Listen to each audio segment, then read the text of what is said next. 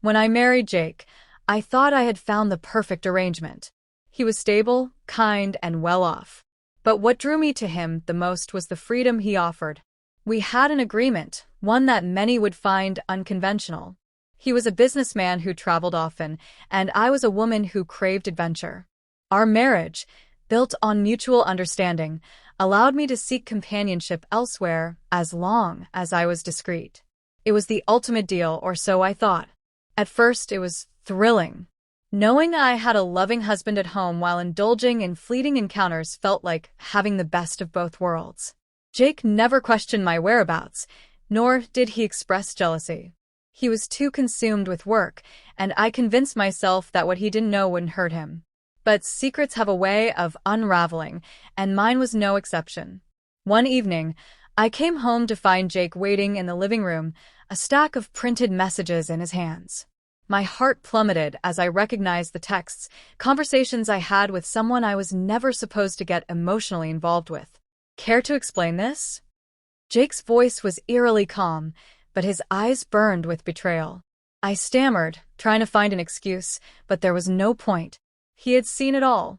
Not just the casual friendships he had agreed to tolerate, but the deep, emotional connection I had formed with someone else. That was the real betrayal. Our agreement never included love outside of marriage, and I had broken the one unspoken rule that held us together. I trusted you, he said, shaking his head. I gave you freedom, and this is how you repay me?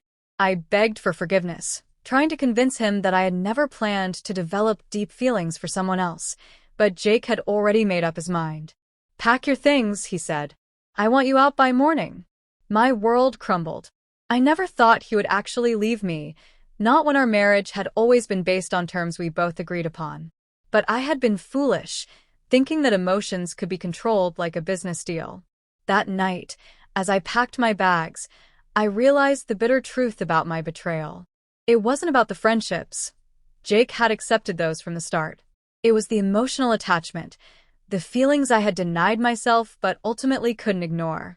I had underestimated the depth of his trust in me, and now I had lost everything. As I stepped out of the house for the last time, I wondered if I had mistaken freedom for recklessness, and if the thrill I once sought had been worth the cost of the only person who had ever truly loved me. I drove through the city, my mind racing through memories of our relationship. We had met at a corporate gala, where Jake, a young entrepreneur, had charmed me with his wit and intelligence. Unlike the other men I had dated, he was grounded and understood the complexities of relationships. He had been honest from the start, telling me he wanted a marriage that allowed us both personal freedom. I had agreed because I thought it suited my adventurous spirit. But deep down, I had never fully understood what that freedom truly meant. I checked into a hotel for the night, the weight of my actions settling in. I thought about calling my closest friend, Megan, but I knew what she would say. She had warned me before, telling me that a marriage without emotional commitment was a ticking time bomb. I had ignored her advice, believing I had everything under control. The next morning, I woke up feeling numb. I scrolled through my phone, rereading old messages between Jake and me. We had been happy once. Even with our unique arrangement, there had been moments of genuine love and connection. I had taken that for granted, assuming he would always be there, no matter what. But love, I realized too late, is not something to be treated lightly. I decided to meet Jake one last time before leaving town. I sent him a message, asking if we could talk. To my surprise, he agreed. We met at a quiet cafe, a place we used to frequent when we were newly married. He looked tired, as if the weight of our broken relationship had drained him overnight. I just wanted to say I'm sorry, I said, my voice barely above a whisper. I never meant to hurt you. He sighed, stirring his coffee absent-mindedly. I know, he said, but that doesn't change what happened. I gave you my trust and you broke it. I don't think I can come back from that. Tears welled up in my eyes, but I nodded. I knew he was right. No amount of apologies could undo the damage I had caused. We sat in silence for a while, the reality of our failed marriage sinking in. Finally, Jake reached into his pocket and slid a small envelope across the table. This is the paperwork for our separation, he said. I figured it would be best to handle it quickly. I swallowed the lump in my throat and took the envelope. It was over. The life we had built together, the dreams we had shared, they were all gone. As I walked out of the cafe, I realized that I had been chasing an illusion.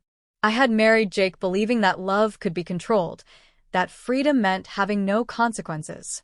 But true love, I understood now, requires honesty, commitment, and respect. I had failed in all three, and now I was left with nothing but regret. I spent the next few months trying to rebuild my life. I moved to a new city, started a new job, and focused on understanding myself better. I sought therapy, hoping to uncover why I had made the choices I did. I realized that my fear of commitment had stemmed from past experiences, from witnessing my parents' toxic relationship. I had convinced myself that love was a trap, something to be navigated cautiously rather than embraced fully. But the truth was, love was not the problem. I was. My inability to appreciate what I had, my reckless pursuit of momentary excitement, had cost me the one person who had truly cared for me. And no matter how much I tried to move forward, the guilt and regret followed me like a shadow. One day, I received a message from Jake. It was brief, just a simple note saying he hoped I was doing well. I stared at the screen for a long time, debating whether to respond. In the end, I typed back, "I hope you find happiness, Jake. You deserve it." And with that, I let him go, knowing that some mistakes could never be undone.